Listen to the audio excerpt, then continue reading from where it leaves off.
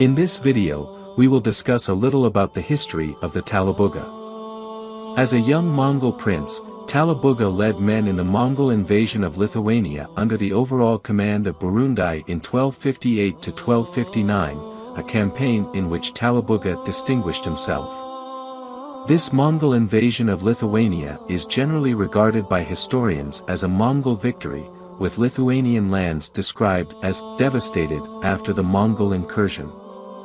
A year later, Talabuqa led the second Mongol invasion of Poland alongside Nogai Khan, both again under the overall command of Burundi, Borelde. Nogai had worked out a plan for the second Mongol invasion of Hungary, and in 1285 Talabuqa joined him for this raid.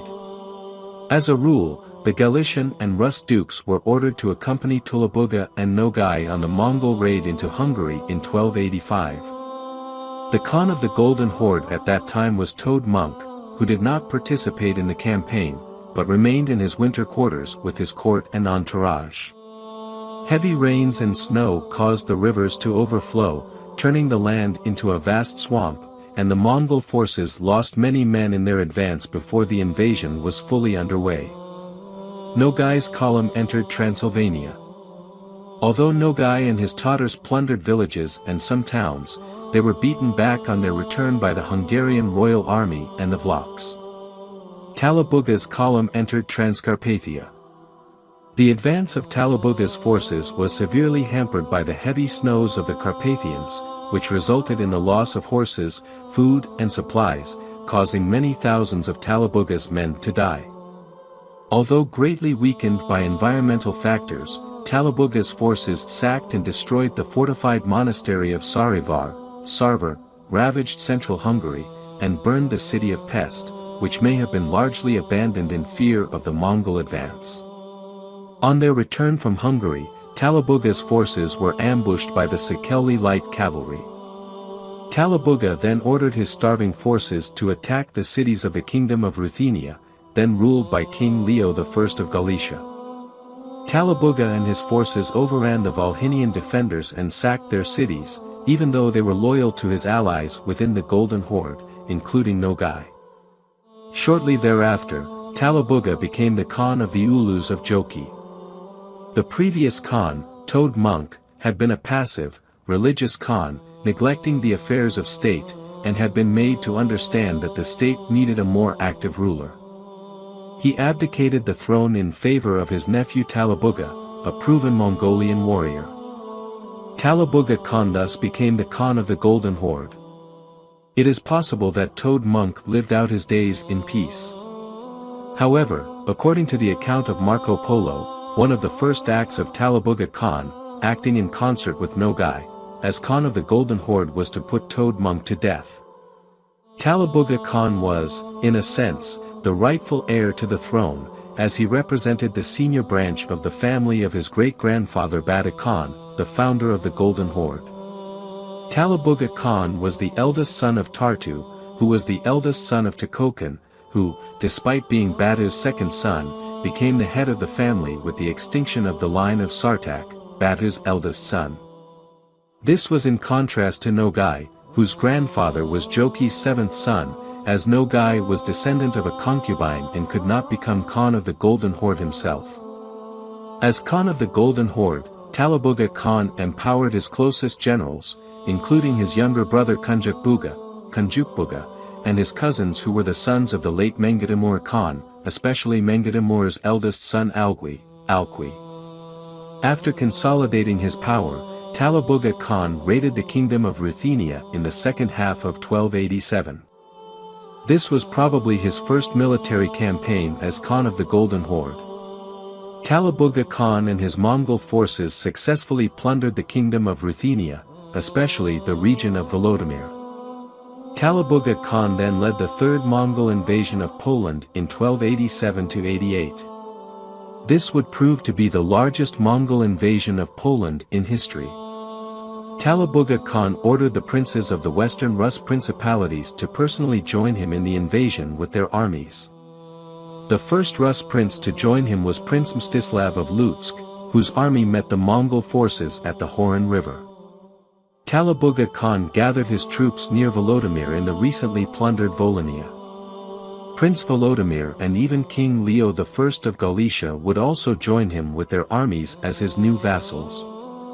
In addition to these three Rus princes, Talabuqa Khan was joined by Algui, the son of the late Mengitimur Khan, as well as the mighty Nogai and his army. According to modern historians, an army personally commanded by the Khan of the Golden Horde and accompanied by such powerful allies, all of whom were present in person, must by definition have been extremely large. The sources do not give exact numbers, but rather refer to an innumerable swarm, or a great host, as does the Galician Volhynian chronicle. Talabuqa Khan left a detachment of Tatar warriors in Volhynia to guard his rear against any vengeful Rus forces or hostile Lithuanians. In December 1287, Talabuqa Khan, Algui, and Nogai crossed into Polish lands and entered the Duchy of Lesser Poland with 30,000 cavalry, according to modern estimates. In Poland, Talabuqa Khan personally commanded an army of 20,000 men, mostly his own Mongol troops but also including Rus auxiliaries, while Nogai commanded about 10,000 men, 1 Tumen, all of Mongol/Turkic ethnicity, with no sources mentioning Rus forces in Nogai's branch of the army. Talabuqa's army had its first successes. The invaders advanced among smoking churches and monasteries through the districts of Lublin and Masovia, though they notably did not attempt to take the keep at Lublin, probably to maintain the momentum of their initial advance. Talabuqa's forces then besieged the city of Sandomierz, where some Polish knights had already gathered. Shortly thereafter, Krakow was also besieged by the Mongols. The Polish defenders were taken by surprise, but quickly adopted a new strategy that differed from the previous Mongol invasions. Instead of riding out to meet the Mongols in the field, as they had done in the first two invasions, the Polish knights fought dismounted on the battlements of their castles and towns, shoulder to shoulder with the townspeople. This was to be followed by a second phase of riding out from these fortified places to meet weakened or isolated Mongol units in skirmishes and pitched battles. The Polish defenders included a larger number of Polish knights than in previous Mongol invasions. Overall, this proved to be a more effective strategy. Although Krakow now had a stone castle and improved defenses, the Mongols were aware of the considerable riches inside and stormed the walls. The Polish defenders managed to repel the attack. The Mongols responded by lifting the siege and plundering the countryside. After the defense of Krakow, Duke Leszek the Black and a small retinue of his warriors slipped out of Krakow and rode to Hungary, where the Duke personally asked his longtime ally, King Ladislaus IV of Hungary, for reinforcements. Sandomierz would also remain in Polish hands, although it was besieged. Talabuqa Khan then probably decided to leave his Rus regiments encamped around Sandomierz with the intention of immobilizing the Polish forces inside, and took his Mongol army on a raid through the countryside, sending out small raiding parties to capture more slaves and loot. There is also some evidence that at some point during the invasion, Talabuqa Khan and/or his entourage stayed in a small castle or manor house in the village of Goslas, which lies a considerable distance to the west of Sandomierz. However, Talabuqa Khan's army lost a battle somewhere in the region of Sandomierz after breaking the siege of the city. Talabuqa then called his raiding parties back to his main force to try to consolidate the booty they had taken in the short time they had been raiding. Nogai would eventually split his own army in two to raid the countryside as well. The first of Nogai's armies was defeated by Polish forces, largely composed of the local Polish Highlander population, in the Podhale region on the Dunajec River.